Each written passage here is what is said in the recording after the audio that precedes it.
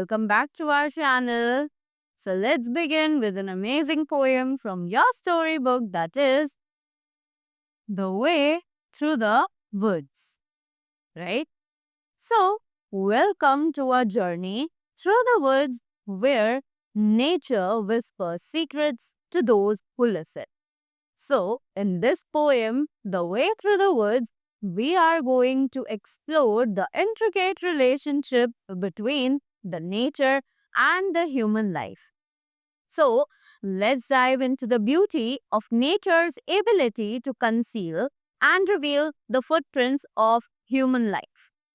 Let's embark on this journey together and discover the truth that lies within the woods. Right? So, very quickly, let's begin with the poem now.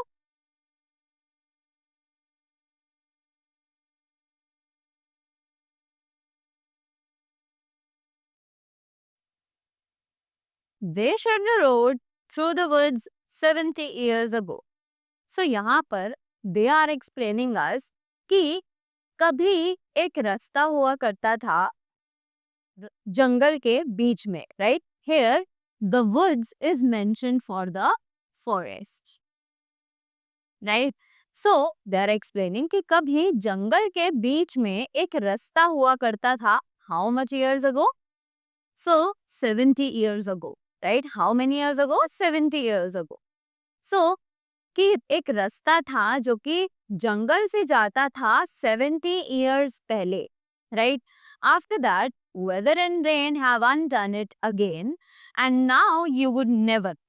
तो अब वो कह रहे हैं कि वो रास्ता जो जंगल में कभी 70 साल पहले हुआ करता था, वो एक्चुअली अब रेन और वेदर की वजह से दोबारा छुप गया है, राइट? और अब हमें शायद कभी भी ये पता ना लग पाए कि नेचर की ही वजह से वो जो रास्ता जो कभी वहां पर था, अब हम उसे कभी दोबारा नहीं देख पाए, right? After that, there was once a road through the woods before they planted the trees. तो जब हमने वहां पर पेड़ पौधे कुछ नहीं लगाए थे, कुछ भी वहां पर नहीं उगा था, नेचर ने अपनी जगह वहां पर नहीं बनाई थी, तब वहां पर एक ऐसा रास्ता था जहां से ह्यूमंस यूज्ड टू पास, कि वहां से लोग जो है वो गुजरना चाहते थे, वो गुजरते थे, right? It is underneath the copies and heath and the thin animals.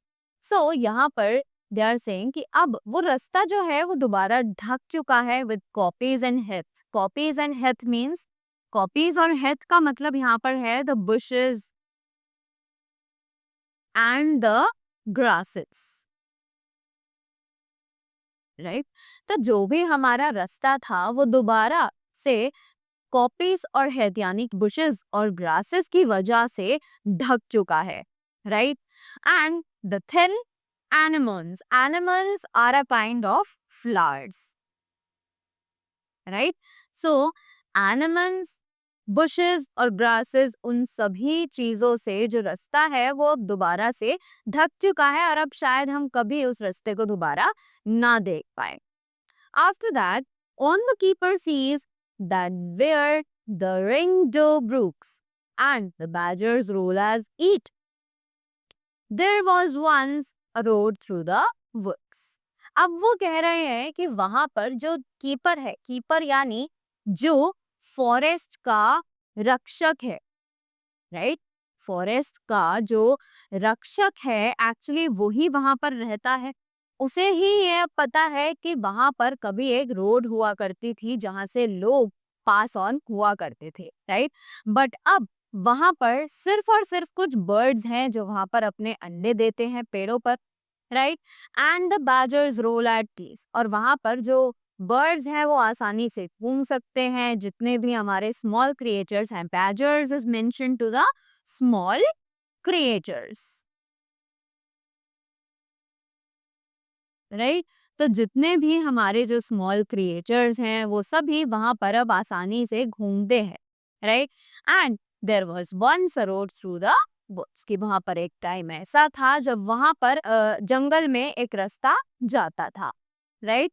After that, yet if you enter the woods of a summer evening late, पर अब भी अगर आप शाम के टाइम में या फिर शाम के बाद में आप कभी जंगल में जाओगे, या फिर when the night air cools on, trout drinking pools, जब वहां पर रात को ठंडी हवा चल रही होती है, तो वहां पर हमें जो पानी है उसकी बहुत प्यारी सी आवाज हमें वहां पर आज भी सुनाई देती है, राइट। सो इट हैपेंस कि जब भी आप जंगल में या जब भी आप रात को या शाम को एक एकांत यानी शांति वाली जगह पर जाते हो, तो आपको वहां पर ऐसी साउंड सुनाई देती हैं जो आपको शायद एक नॉर्मल डे टाइम में सुनाई ना दे, right? Sometimes you hear the birds chirping, sometimes you hear the water running और sometimes the other things, right?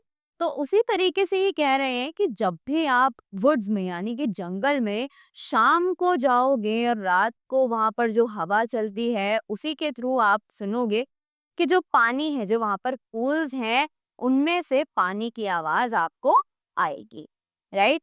Where the otter whistles his mate, they fear not men in the woods because they see so few, right. So अब ये जो author है, ये author actually mentioned है owls के लिए, right. सो जितने भी वहां पर आउल्स हैं वो सब विसल करते हैं रात को और अपने अपने पार्टनर्स को वहां पर बुलाते हैं, राइट। उसी के बाद they fear not men in the woods because they see so feel, वो लोग वहां पर किसी भी आदमी को अब नहीं देखते हैं और ना ही उनके मन में किसी ह्यूमन को लेकर कोई भी डर बैठा हुआ है, राइट। वाई? क्योंकि अब वहां पर लोग जो है वो बहुत ज्यादा कम आते हैं, वो वहां पर लोगों को देखते ही नहीं है। So they are very much free in their mind कि अब यहाँ पर कोई भी इंसान जो है वो नहीं आने वाला है हमें तंग करने के लिए, हमें परेशान करने के लिए या फिर हमें पकड़ने के लिए। तो वो अपनी लाइफ एकदम आराम से फ्रीली जी रहे हैं, right. After that let's move to the next page. You will hear the beat of a horse feet and the swish of a skirt in the dew, steadily cantering through the misty solitudes.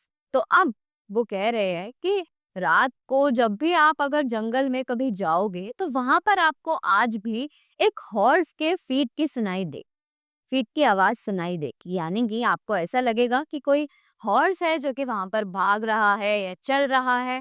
But वो horse जो है वो कहाँ भाग रहा है ये सोचने वाली बात है, क्योंकि जो पाथ था, जो रूट था, वो तो अब ढक चुका है, वो दोबारा से अपने जंगल में कन्वर्ट हो चुका है, वुड्स में कन्वर्ट हो चुका है। तो फिर कैसे उस हॉर्स की आवाज सुनाई दे रही है, राइट।